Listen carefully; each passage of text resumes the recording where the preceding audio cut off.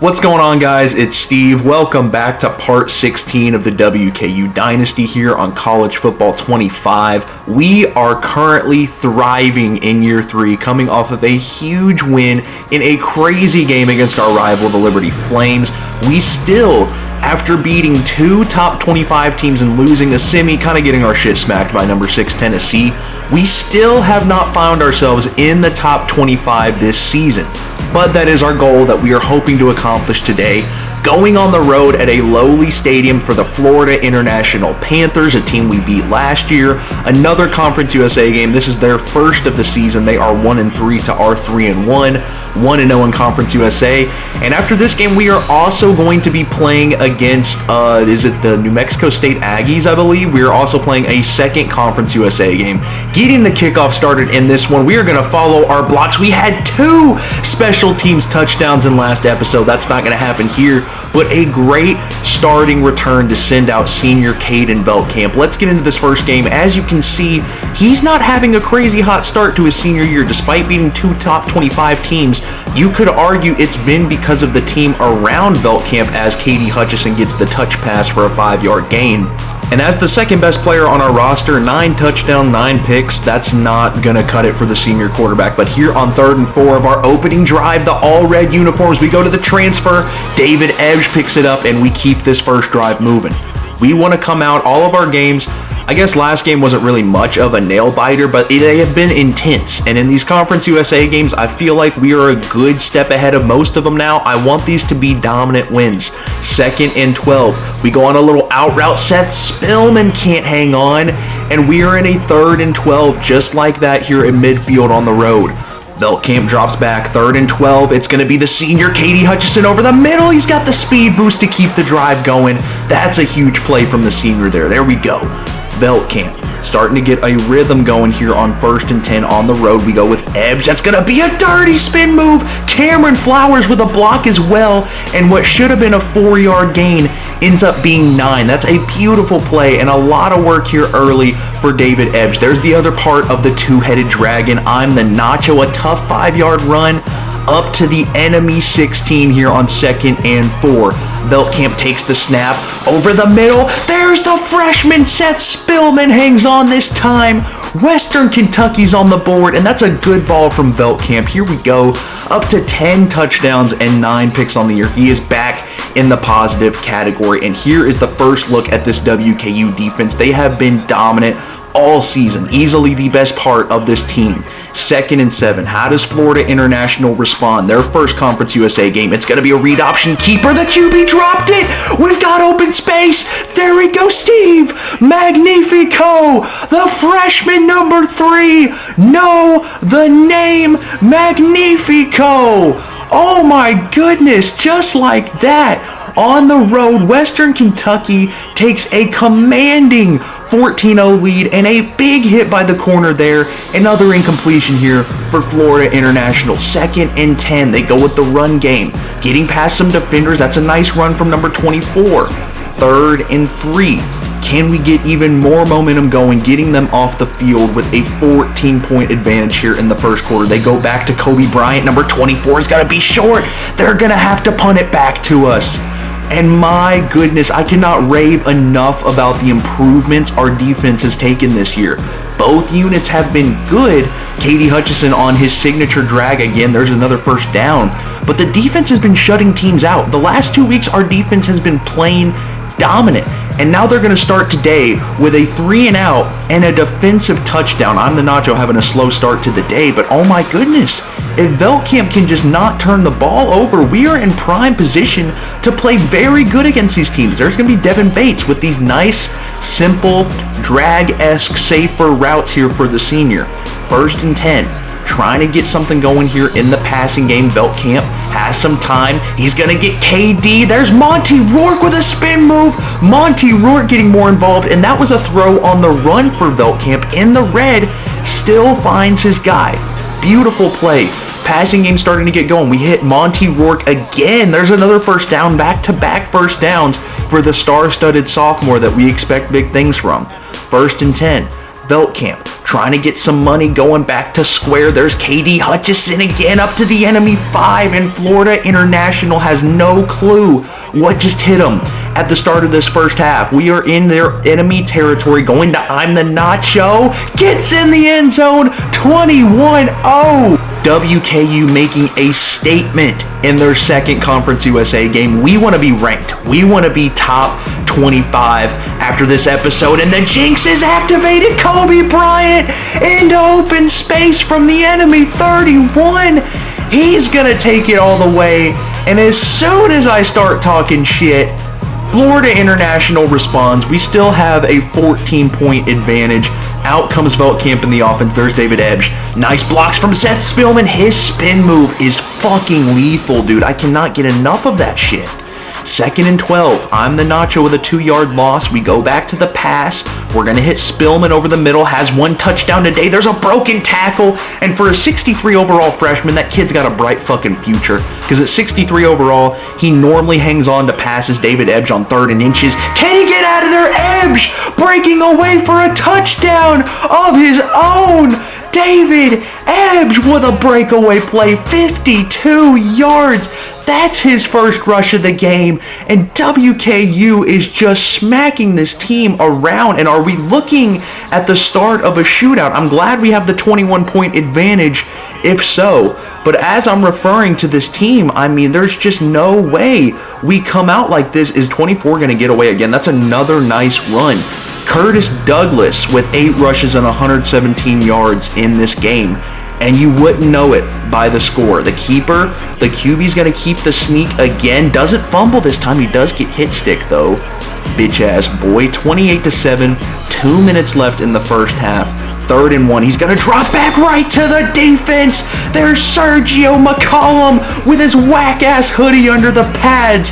Come on. I am telling y'all, the stars are aligning. This team is dangerous, and you cannot expect much of a better start to the day. No one's on Cameron Flowers. Taunt him. Taunt him. No one was even close. Veltkamp with a dime. There were no surrounding defenders. The vision, the precision, the touch pass from the senior. And I'm telling you guys, the stars are aligning for WKU this year. It's one blowout against a team where 8 overall is better than on the road. But oh my goodness, our defense looks great. Our defense, as I'm talking shit, dude, come on, bro. Let me gas up my fucking team, bro. Number 7, touchdown. It's not like it fucking matters. As I'm talking shit about Veltkamp, though, he's 15 for 16 on the day. We're going back over to Seth Spillman. What a beautiful ball. I like to see shit like that on 3rd and 4. And we're still trying to get points here before the first half ends because we scored so quickly on the last drive with a wide open touchdown. Cameron Flowers, the sophomore. We're going to go back to David Ebsch. There's going to be a roughing the passer as well. So not only do we get the first, we're even closer to a field goal. But oh my goodness, I can't finish my thought. If our offense cannot turn the ball over, it really relies on Veltkamp because we got 2 great running backs in I'm the Nacho and David Ebsch. Our receivers this year, KD Hutchison is a baller. That's overthrown by Veltkamp.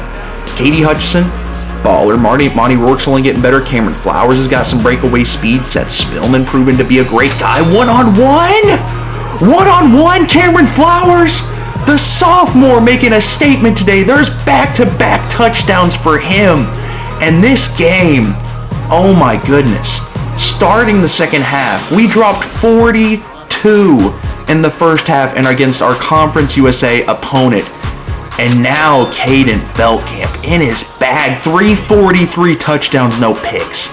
He's in his fucking bag. He heard the media criticism that Western's not going to be ranked because their QB's a fucking bum. They got 2 studs in the backfield. Their defense is incredible. Veltkamp said, all right, bet. And against Florida International on the road, he has a day. The defense has a day. David Ebsch has a day. That's his second touchdown. Everyone's getting on the board today.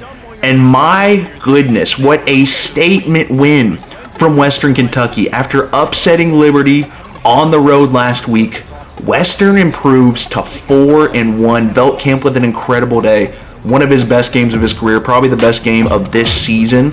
25 for 30, 3 touchdowns, no picks. 366 yards. What a fucking day. Tucker Parks did have a pick. We did put him in at the end of the game. Rushing, I'm the Nacho. Not bad. 1358, 1 touchdown. David Ebbs, only 3 rushes, 53 yards, and 2 touchdowns. That's why he is RB1. Although I'm the Nacho has been getting a lot of the running looks as opposed to Ebbs getting receiving looks. Seth Spillman, 66 yards, a touchdown. KD, 90 yards. Ebbs, 50 yards. Cameron Flowers with a breakout day. 116 yards, 2 touchdowns. What a fucking game. My goodness. And Cameron Flowers is going to win Conference USA Player of the Week. 2 touchdowns, 4 receptions. And 116 yards for the sophomore. A great day. And there it is. Number 23 in the country. After that blowout victory, we put the world on notice. And at 4-1, Western Kentucky is finally in the top 25, 3 years into the dynasty. And all that's left to do from here is to keep fucking winning games. Because the only thing we're going to do if we keep winning is climbing those rankings.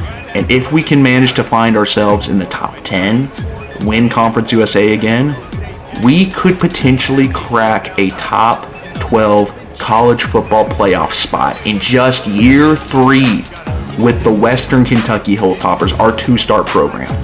Going into this next matchup, it's another Conference USA game on the road against a team that was even worse than the team we just clapped. So I want you to look at the timestamps on the video. I want you to understand very quickly, this is a game of highlights.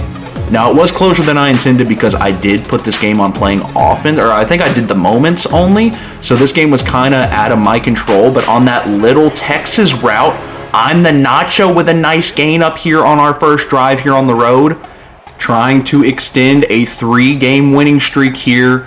We're going to send sophomore Cameron Flowers into motion after the great performance he had last week. He finds the end zone again. He's going to get the first touchdown this game. The moments send us back out on a 3rd-and-1. And typically, I don't rock with the moments too heavily, but I'm trusting, I'm having faith in our squad. When we're 85 overall and they're 73 overall, I want to come in, I want to get some fun little highlight plays, but I do expect our team to dominate. That is the expectations I have for this team at this point in the dynasty because we have taken a step ahead of a lot of the Conference USA opponents. This game will decide if we go to 5-1 or somehow get devastated, drop to 4-2, but we are nonetheless at the halfway point of the season, meaning these games are going to get a lot more intense and a lot more important as I'm the Nacho, 10-plus yard touchdown. And like I said, the moments did make this closer than it was intended to be, 17-12 at this point in the game. But Cameron Flowers is starting to become a staple part of this offense at number 28, doing great things as a sophomore already. 1st and 10, about a minute left here in the 3rd quarter. Beltcamp over the middle, taking the safe route there. Seth Spillman, get off me with your bitch ass New Mexico State Aggie head ass. 3-3 head ass. Can't hang with the toppers. Head ass. And there we are. Just so you guys can see, number 23, 2-0 in Conference USA, 4-1 overall. Western Kentucky Hilltoppers. Come on, baby. 3rd and 10. This is probably one of the more bigger plays in the game. This is when I kind of like said, fuck the moments. I'm just going to play and make sure we win. Over the middle, Monty Rourke stopped at the 1. What a great route. Great speed by the sophomore to get open. And I'm telling y'all, Monty Rourke is coming. He's going to do big things for this dynasty. I'm the Nacho with his 2nd touchdown of the day, baby. Come on. And on 4th and 3, this is pretty much New Mexico State's last chance to do anything to make this a little bit of a ball game. And our defense, as they have all year, gets them off the field. Our defense is giving us some shit to be excited about. New Mexico State couldn't quite get it done at home. A little bit of an uglier simulated win, but that's 4 wins in a row for Western Kentucky. We were able to land another 4-star commit, Morgan Abel, after this game. And I have nothing but positive thoughts for this Western Kentucky team. The offense is figuring it out. We are up to number 16 in the country. That's like a fucking, let me do some math. That's like a 7-team increase here on the charts. We are getting closer and closer to the potential college football playoff. And we're undefeated in conference play. So we can still go undefeated in Conference USA. We can still win Conference USA and defend our title. We still have a chance to make the college football playoff. And we're 5-1 halfway through the season. Easily our best start in our dynasty so far. Thank you guys so much for watching. You guys have a great rest of your day. Peace and love. Mwah.